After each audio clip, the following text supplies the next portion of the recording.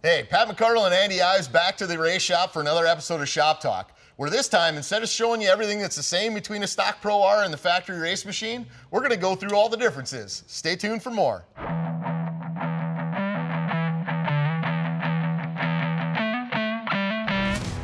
All right, so Andy, just looking at this Polaris factory race rig, there's a ton of things that are right out of the gate looking different. You bet. Like looking from the very front of the vehicle here, you notice the bumper. Obviously, it's a bumper for Baja.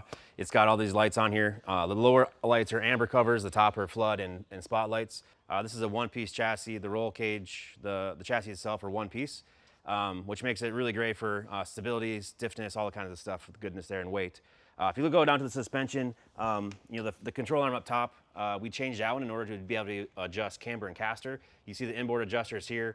Allows us actually set the alignment how we want for different courses to get a higher performing vehicle. You go a little bit further back here for differences on the outboard side here. You see the brakes. These are Alcon brakes, high performance brakes, lightweight, dual master cylinder brakes as well. Here's the Alcon brake rotor. Again, high performance, lightweight, better overall braking pressure and all that kind of stuff. You can't really see very well inside of here, but there's actually two separate systems, which is also really great for racing in Baja when you potentially could rip a control or a line off or something like that and still have your brake system working. All right, coming up to the top, looks like you got a whole bunch of electronic antennas here. Yeah, I mean, it's the craziest thing. You have a GPS, a GPS, and a GPS. You think you could make maybe one, but they all do the same thing, but with different brands, they don't talk to each other. So we had to get fancy with this bracket and put it in there. But yeah, with the off-road race stuff we do, you need to have GPS to be able to see where you're going. Our Motec needs a GPS to be able to do speed, and then we have other speed things we need for data acquisition and stuff like that too. So lots of electronics go into this vehicle in order to make it do what it needs to do for Baja. Nice. So I think coming out here to the side, right? Limit strap, obviously you don't see that on a stock vehicle. What's different in the shocks and springs? Yeah, we talked about this a little bit earlier, but the shocks themselves are very similar, but the weight of the vehicle is different. So to set the spring right correctly, to adjust for that weight difference, so the springs are different in that regard. And then the valving is just a little bit different too. Again, going through really rough terrain, if you put this shock package on a vehicle used for fun, it's just gonna be way too stiff. Obviously, when we get into the interior, there's a lot of things here that look way different than a stock vehicle, right? Kind of looking down on the front, I noticed there's a couple batteries that aren't the same. We got to, we'll show the guys on the bench. Obviously, steering wheel and buttons here are a little different, although the functionality is pretty much the same or very similar. But when you look at that center stack and the screens, that's way different, right? Yeah, I mean, it all starts with, lightweight too. So this vehicle has a lot of carbon fiber components. You can see the dash here, all carbon fiber. And we talked about all the displays for Motec, GPS. A lot of controls. Steering wheel is able to come off in order to get in and out of the vehicle a little bit better. And then there's even fancy things like we have drinkers that are automatic. We have comms to be able to talk to chase support and stuff like that on there as well. And they also have the live valve buttons to adjust for different modes for different driving conditions. Nice. And I think too, when you look, you got some of the master shutoffs and breakers in the middle panel, as well as like tons of different things that you can turn on and off compared to the stock toggle switches on a standard Pro R, right? Yeah, electronics again are way different. We use circuit breakers, so we use a Motec PDM versus like a PDM you'd have with just regular circuits or fuses. So that's integral. Again, if you have an issue, pop a fuse, it's a little bit easier to just flip a breaker right on the dash. Keep things going. If you have an issue, you can have the guy keep flipping if you had to, or just try to get out and fix it. So the other thing I noticed, right under the seats, it looks like just an aluminum panel, but this isn't just a piece of metal here, right? No, this is a race cell for fuel. So this holds about 34 gallons of fuel. So it's really a big thing for desert racing. You can't stop every 80 miles. You need to be able to go as far as you can in order to get as much distance on your competitor for sure. So we also have some really cool things we can show you maybe with how we fill this thing. We fill it with a Pressure Pro, which is basically pressurized fuel. So we can actually shove that 34 gallons in here in about 15 seconds. That's amazing. All right, anything else on the inside here maybe that we should highlight? This pumper for everybody that's maybe a little different than a standard unit? Yeah, I mean, again, for race, pretty common for helmet air so you don't get dust. You make a negative pressure inside your helmet or a positive pressure inside your helmet in order to keep the dust out. They wear helmet skirts and all that kind of stuff as well. Then from a serviceability standpoint, if we changed the B-pillar around a little bit, actually move the B-pillar of this vehicle forward a little bit. So instead of having to take the seats out of the vehicle to take a belt off if you have an issue there, you actually reach in from the driver's side and actually get the clutch cover off, replace a belt if something like that happens in order to keep going. Yeah, I think the good news here though is based on how brand new this spare belt looks, I'm pretty sure that doesn't often happen on these, does it? No, I don't think we have to do it once yet. So it's one of those things. I don't know, just in Yeah, case. you're ready Just in for case. it. You're ready Yeah. for it. All right, now coming to the back, there's obviously a lot of things visually that look way different, especially up top here, right? So what do you got going on here with the shocks? Because you got some remote resis or coolers going on? Yeah, again, the shock itself is very similar to the production vehicle. It's dual valve dynamics, but with the heat they generate with going through the desert, we have additional cooling needs. So these are big cactus coolers to be able to cool the oil down. Nice. All right, speaking of cooling then, coming up here where you look, radiator setup and dual fans, this does not look stock at all. No, this is, again, with the conditions we run in racing, higher speed, higher performance, more heat. You're running through really conditions you probably wouldn't normally ride in, over 100 degrees ambient. So we have 2 dual 500-watt fans. We have a fancy carbon fiber shroud. And then we also have a big radiator with a split core, where in the bottom portion of that radiator is actually a transmission oil cooler. So basically, we can get efficient with the airflow, pulling all that air through the core, but we can actually split that up between engine cooling as well as transmission cooling. Nice. So the other thing, Andy, that I noticed that doesn't come on a stock vehicle, right, is you got some holders on here for spare parts built right into some of this rear racking that also is unique for this machine, right? Yeah, again, the whole chassis is unique for the race vehicle. You can see on this side you have the spare parts for radius rods. The other side we can put an AGM jack on that side. Yeah, well here is a spare half shaft mount, mounts to the chassis in order to, you'll basically have the vehicle equipped with anything that could go wrong that's really a quick and easy fix that the driver and co-driver can jump in and do a fix by themselves versus waiting a few minutes for a chase truck to show up. Nice and super easy. I mean, obviously we didn't put all the clamps on that hold this thing in place, but Yeah, pretty easy to get on quick. and off. Got a nice storage box in the back, plenty of room to put some spare parts and tools in here. I mean, it's quite large. So I think the other thing that you can see closer to maybe where you are, you got some differences in the rear trailing arm and mud flap, right? Yeah, if you look at this one, it's pretty beat up. It just came back from a race, hasn't been prepped yet, but you can see the mud flap and stuff like that, quite a bit bigger. It goes on the inboard side of the trailing arm as well as the outboard. Outboard is bigger, and then if you go back to the rear of the vehicle, you see this kind of crescent shape, or half moon, where it's got another guard that keeps debris and rocks and such from getting inside of the wheel and causing issues there. All right, so Andy, we're back over at one of the other rigs right now to kind of showcase some of the things that are on the passenger side that are a little different too, right? So maybe start off with the pit gun that you guys got here and kind of walk us back on what some of the other differences are on this side of the machine. Yeah, so if you come inside the cockpit here a little bit, you'll see passenger side, we have the impact gun. That allows us to get out, change a tire or something like that if you get a flat. And then coming back to our fuel fill, we actually have a fill on the bottom, vent on top. This is what we're talking about. We can actually take our Pressure Pro, put in our fuel at a pretty quick rate, about 30 gallons in 15 seconds. So pretty cool stuff. Yeah, I think the other one I noticed too is right up here, the intake duct for the clutching is way different too on these race machines, right? Yeah, the intakes are totally different compared to the production vehicle. If you look at them too, if they look really close, they're actually rapid prototype.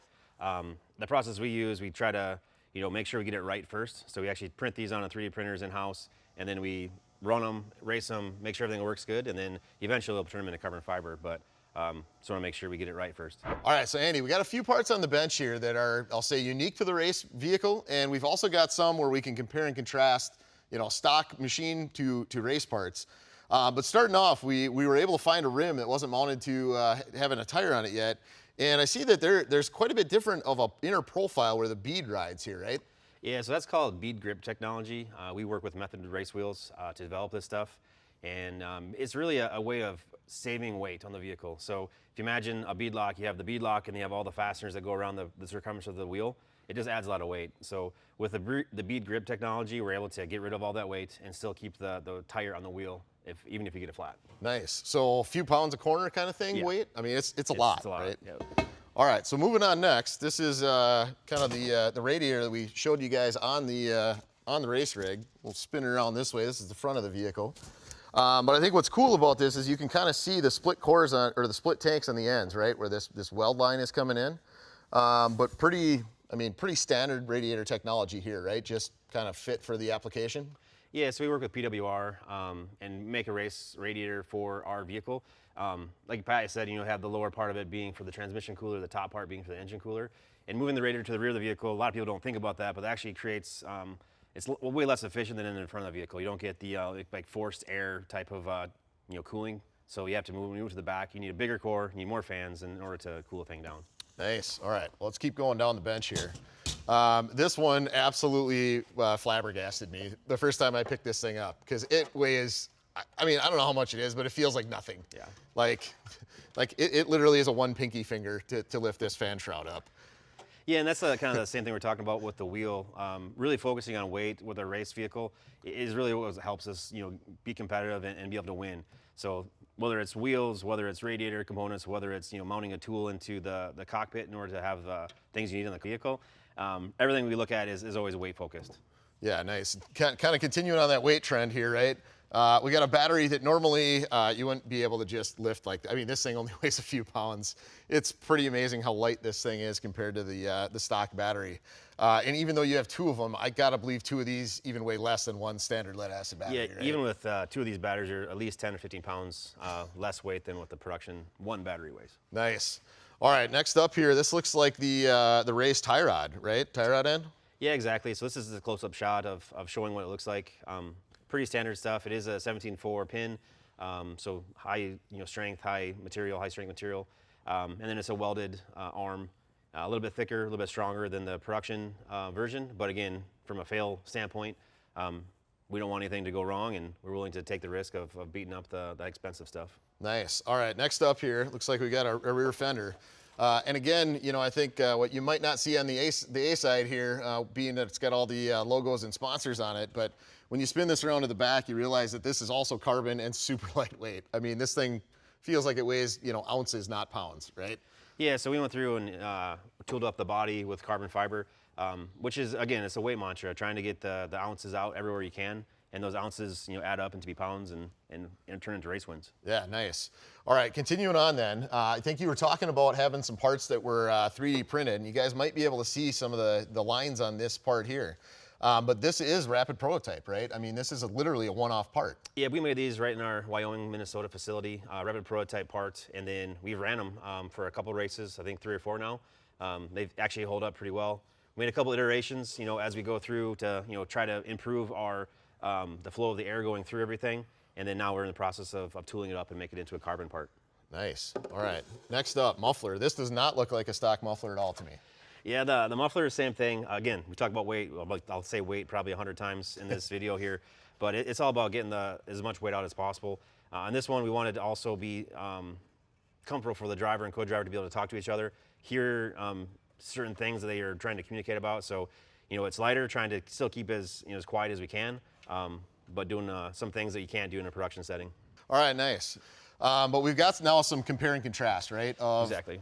Stock production air filter here on our left, your guys' right, along with what's being used in the race rig here, which obviously it's a different style of construction of air filter, but more compact, a little lighter weight, and probably can hold a lot more, right? So get more longevity when you're running through the dust, right? Yeah, the design of this one, we use Donaldson for both. So the production filter as well as the race filter are from the same vendor, but just a little bit more technology going into this one.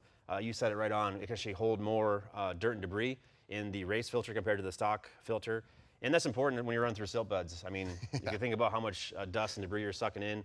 You're talking about helmet pumpers and the people. We want to keep the dust out of the helmets. You want to keep the dust out of the engine too. So super important. And this actually is better for flow too. So we talked about in the exhaust, more air through the engine makes more power. Same thing on the intake. If you're choking the air off going in, you're not getting as much power out. Nice.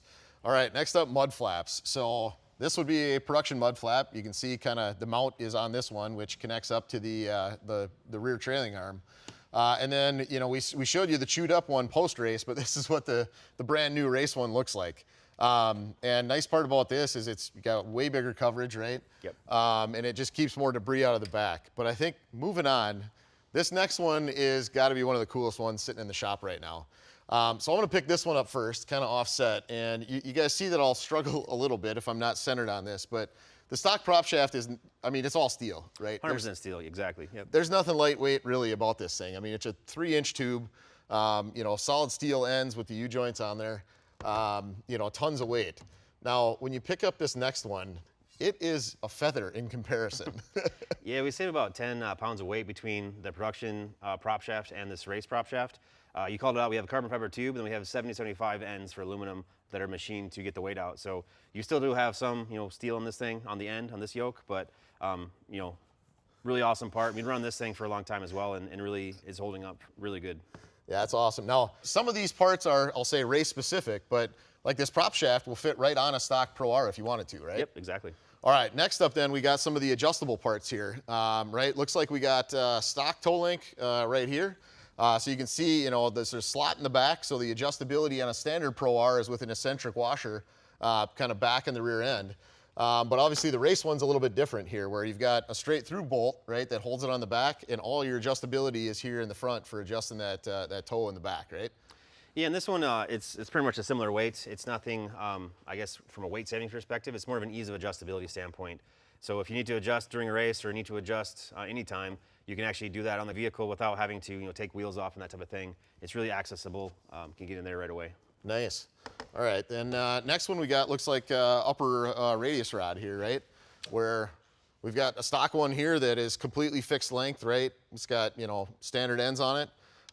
Race one obviously is giving you the adjustability you need, right? Yeah, same thing on the the toe link. The adjustability here is important. The production upper radius rod has no adjustment for being able to adjust camber, so that just gives you the option to again dial the vehicle in so that you can have it set up how you want it for that terrain. Nice. All right, so the last one we got on the table here is the rear knuckle, right?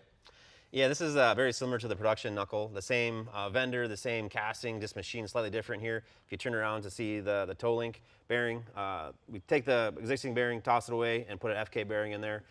Just one of those things we found during racing that was wearing out a little bit sooner than we wanted to, so swapped it out. Nice. All right, Andy, thanks for taking us around the Polaris Factory Race Shop out in SoCal. It's pretty cool to be able to get to see a bunch of the parts that are different on these rigs versus the stock Pro R. Hey, that's it for this episode of Shop Talk. Make sure you guys like, comment, and subscribe. Let us know what you want to see next time.